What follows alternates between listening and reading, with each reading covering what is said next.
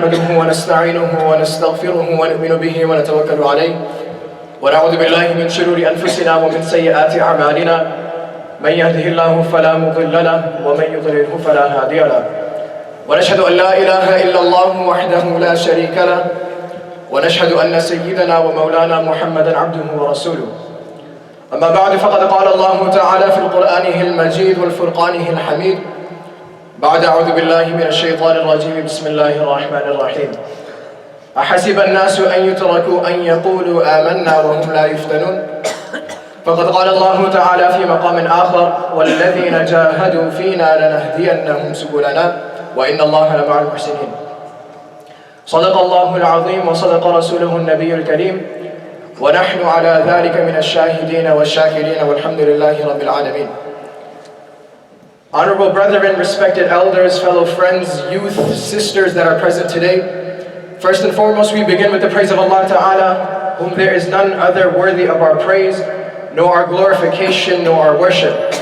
And we send salutations upon the noble Prophet Sallallahu Alaihi Wasallam, who is the last of all prophets. There will be none to come after him, and he is the seal of all prophets. Whomsoever Allah Ta'ala guides, none can misguide him. Whomsoever he misguides, none can guide him. We ask Allah Ta'ala to give us all the ability to inculcate whatever will be said today. Ameen Ya Rabbil Alameen. Today's topic of discussion, inshallah, in a nutshell, is help after action. What is it? Help after action. And I want all of us to remember this topic during the course of the talk. And inshallah, the different examples that are cited and the different verses that are recited, inshallah, we should try to pair it up. And inshallah, during the course of the talk, different points will be made, different practical steps will be made. So inshallah, all of us are requested to listen attentively, inshallah. Honorable brethren, respected sisters and brothers that are present today, we live in a very, very strange time. We live in such a time where we as human beings are used to instant gratification. We are used to what? We're used to instant gratification. Things are given to us extremely quickly. Any single time we want to converse with someone, do we miss someone, do we wish to speak to someone, with the tips of our fingers we can just type in a bunch of numbers and we can get in contact with that individual, right? Instant gratification. We wish to purchase something online, we can go to a certain website, right? And we can purchase that specific item that was of our desire, and we can order it and get it shipped right to our front doorstep. What is that? Instant gratification. When we wish to watch a certain video, a certain clip on YouTube or Facebook or any social media platform, when we wish to do so, we just simply type up a few keywords and that video pops up. What is that? Instant gratification. So we live in such a time where things are given to us so quickly. And now when we go through this process of instant gratification many times over and over again, we come to such a point where this becomes a habit in our lives. We want things to happen quickly. We want things to happen as soon as we want it to happen, and we want things to happen in accordance to the way that we want it to happen. So now what ends up happening is that when we create this habit in our lives, and something in our life goes not in accordance to how we want it to go, then situations become very difficult for us. When we want certain things to happen a certain kind of way, and things just don't happen that way. Allah Ta'ala just doesn't do things in accordance to the way we want them done. So now since we've made this habit of instant gratification, right, and we have such a developed habit of having things our way, that when Allah makes things happen the opposite of how we want them, we forget how to act, right? So that's our topic of discussion today. The help of Allah Ta'ala only comes after action. Right? After we make a step, an initiative towards Allah Ta'ala, that's when the help of Allah Ta'ala comes.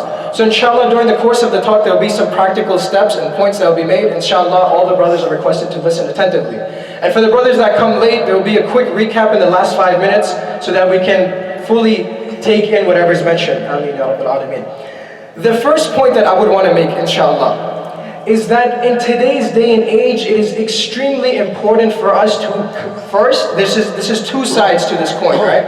The first is that we need to create a relationship with Allah Ta'ala, and the second one is that we need to maintain this relationship with Allah Ta'ala. Let's look into the life of Rasulullah Sallallahu Alaihi Wasallam. On one account, there was a certain companion, he came and he inquired from the Prophet ﷺ, and he asked him, he said, Ya Nabi of Allah, explain to me one thing about your life. Tell me something that you do every single day.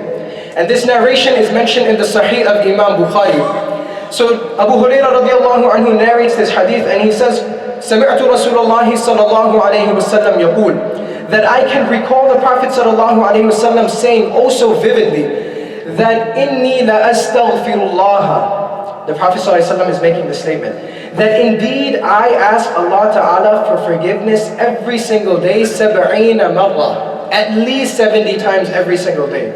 Subhanallah. This was the Prophet of Allah Ta'ala who Allah told that he has no sin whatsoever.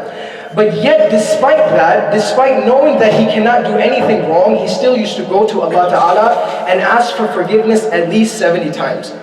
Now let's put this into our practical lives today. How many of us go throughout the course of our day, the 24 hours, from the time we wake up all the way to the time we go to sleep, and let us look into our lives and see how many times we actually remember Allah Ta'ala. Right? How many times do we actually remember Allah Ta'ala? Because when we look back into the life of the Prophet ﷺ, we see that every opportunity that he had, he would always exploit that opportunity, and he would always try to find ways to not avoid and dodge Allah Ta'ala, but he would find ways to make time for Allah Ta'ala. So this is the first step. MashaAllah, I see a very diverse crowd in front of me. There's fellow youth that are present. So the first point that we will make today in our discussion is that we need to first create a relationship with Allah Ta'ala, and then secondly, we need to, during the course of our life, we need to maintain this relationship. May Allah give us the ability to inculcate it.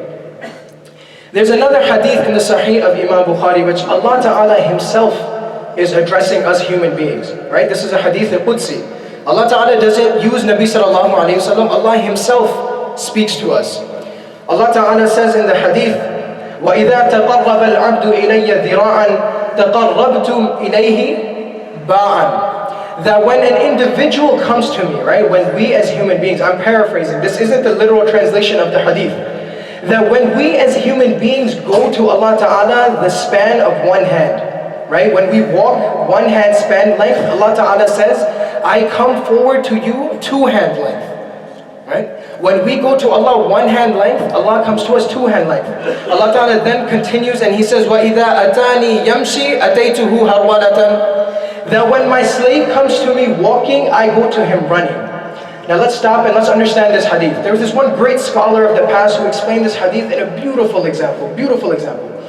Now imagine there's a father that is standing with his son. This son cannot walk as of yet. Right? The son is still extremely small. He's still learning how to walk. He's still crawling. So what the father will do is the father will make his son stand and he will let him walk as much as he possibly can. Right? So the son will take a couple of steps. He'll stumble a little bit. And the father will watch this whole thing taking place. But now, the father, when he leaves his son and the son is walking towards him, and when the son is about to fall and the father can see that if the son falls, he will hurt himself, what will the father do? Will the father leave him and watch him fall? Or will the father go and run towards his son so he can pick him up before he falls? Right? That's what the father will do, correct? So this is the same way that Allah Ta'ala, when we even give a little bit of ourselves and we invest a little bit of our time into Allah Ta'ala, Allah Ta'ala will never let us fall. Right? Subhanallah. Allah Ta'ala will never let us fall. Anytime we even give a little bit to Allah Ta'ala, Allah Ta'ala will invest His whole in us. Anytime we remember Allah Ta'ala, even the slight part of our day, Allah Ta'ala is ready to give His whole self to us. So the first point that we made is that we need to create this connection with Allah Ta'ala, and then we need to maintain it moving forward. On to the second point. The second point that we need to inculcate in our lives is that we need to have a desire and we need to have a want to do good, right? The first step to even doing any good is that you should want to do that good, right? If we just do things because we're told to do them and because it's an obligation, then eventually a time will come where we will lose that fire and that zeal within us, and we will eventually stop doing that thing to begin with. So we need to have a desire and we need to have a want to do things. There's one great scholar of the past who was once asked, right? There was a great sheikh that was very known in the community for his piety and his righteousness. So there's this one individual that came to the Shaykh and he said, "Oh Shaykh, you're such an amazing individual, right? You're so righteous, you fulfill everybody's rights, you never lie to people, you never, scam people, you're truthful of your word. So tell me, the formula that if I can put it in my life, I can also become like you, I can also become righteous." So the Shaykh was a very smart individual. So he looked at this individual and he said, "Ya Fulan, oh individual, if there was a formula that existed like this, that if I was to give it to you, that you would automatically become pious, then Allah Ta'ala would have given that formula to the Prophet Sallallahu Alaihi Wasallam." Right? When the Prophet Sallallahu Alaihi Wasallam used to go to people every single day, and he used to tell them, "Qulu la ilaha illallah," come to Islam so you can become successful. When the people pelted the Prophet ﷺ, when the people tormented the Prophet ﷺ. So Allah Ta'ala saw all of this happening, right? Allah Ta'ala saw every single thing happening, but Allah never gave some sort of magic formula that He can give to the people and they can automatically become Muslim. And subhanAllah, there were some people, even in the time of the Prophet ﷺ, they sat with the Prophet ﷺ. They conversed with the Prophet ﷺ. They were in the presence of the Prophet ﷺ, but they still never became Muslim. Right? They still never became Muslim. The likes of Abu Jahl, the likes of Abu Jahl, the likes of Abu Talib, the uncle of the Prophet ﷺ. These are people that used to see the Prophet every day. But they never had the desire to want to be good and want to do good, and Allah Ta'ala never gave them that opportunity. Allah Ta'ala never gave them that opportunity to become even Muslim and profess their faith, La ilaha illallah Muhammad Rasulullah. So the second point that I would like to make is that we need to build a desire and we need to have a want and urge to do good. As the English saying goes, yesterday I was clever, so I wanted to change the world.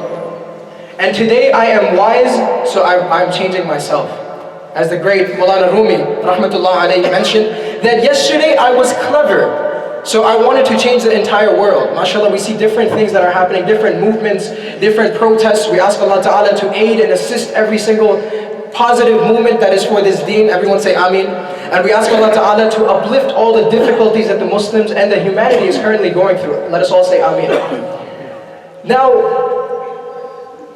if we want to actually see change, we need to first start with ourselves. Change starts at home, right? As the English saying goes, that yesterday I was clever, so I wanted to change the entire world. But today I am wise, so I will start with myself. Anytime we start changing, we want to see a change take place in the world, that change starts with ourselves. May Allah Ta'ala give us all the capability.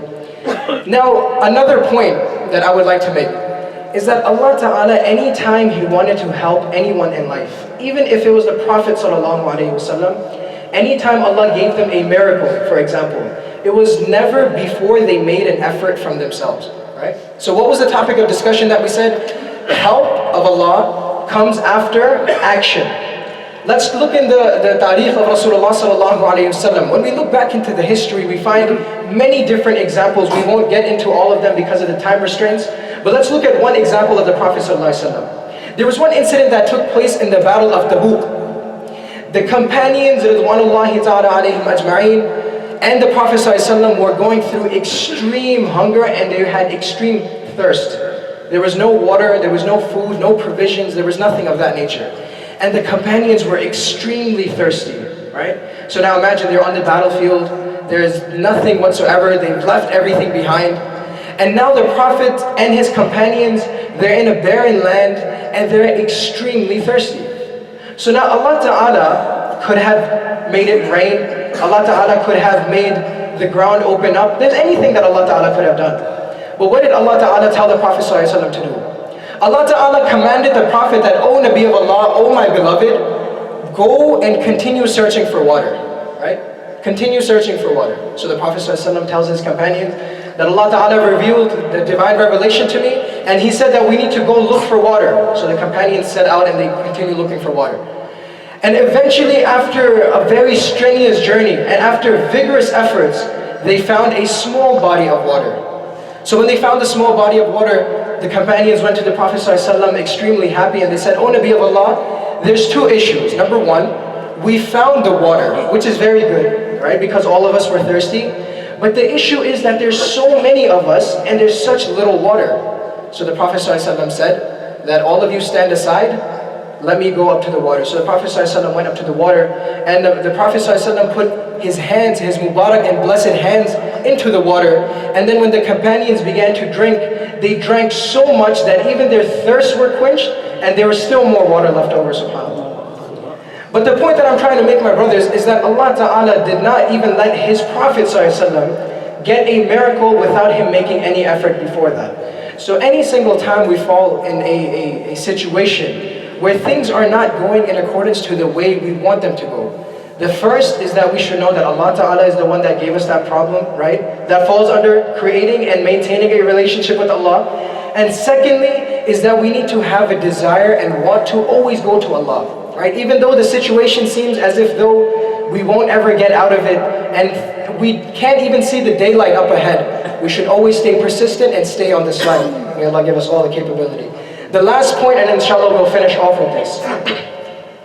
Let your todays be better than your yesterdays, and let your tomorrows be better than your today. Right? Did we catch that? Let your todays be better than your yesterdays, and let your tomorrows be better than today. SubhanAllah, there's a very beautiful dua that the Prophet ﷺ has told us. May Allah give us all the capability to memorize it and also to say it every single day. Ameen. The Prophet ﷺ said, Allahumma ja'al yawmana khayran min amsina. Oh Allah, make my day today better than it was yesterday. Wa ghadana khayran min yawmina. And make my tomorrow better than it is today. Every single time we should always continue becoming better. Not only better as Muslims, but better as human beings. Right? Before we go to sleep, we should always ask ourselves, that what did I do today that must have hurt someone? What did I do today that must have broken someone's heart? What did I do today that must have caused, that must have hurt someone's feelings? What have I done today that I did not fulfill the obligations that were due upon me? So every time, a practical way that we can put this in our lives is that before we go to sleep every single night, is that we should ask ourselves exactly what did we do today to become better individuals. Let your todays be better than your yesterdays, and let your tomorrows be better than today. Inshallah, since the time is short, we will do a quick recap and then we'll end off. The first point that we made was that we live in such a time where we have things given to us instantly. Gratification is given to us instantly. Everything that we want is at the tips of our fingers. Unfortunately though, Allah Ta'ala has not made this the system of life. This is not something that transcends over to the entire essence of life. That sometimes there will come a time where things will happen that we won't like. There will be certain times where Allah will test us. There will be certain times Allah will put us through perseverance. But we need to keep moving forward, and Allah Ta'ala knows the problem that we're in better than us.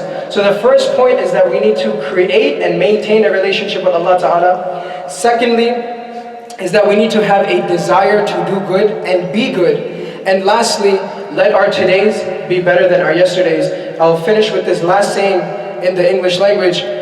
Mulana Rumi also mentions this statement. He says, if you get irritated by every rub, how can you ever imagine your mirror getting polished? Right? If you get irritated by every single rub, how will your mirror ever get polished? We ask Allah Ta'ala to give us all the capability to act upon whatever has been said. We ask Allah Ta'ala to first and foremost forgive myself for any wrong thing that I have said, for it is from myself, and any good thing that has been said, it is from Allah Ta'ala. Wa akhiru da'wana and alhamdulillahi rabbil alamin.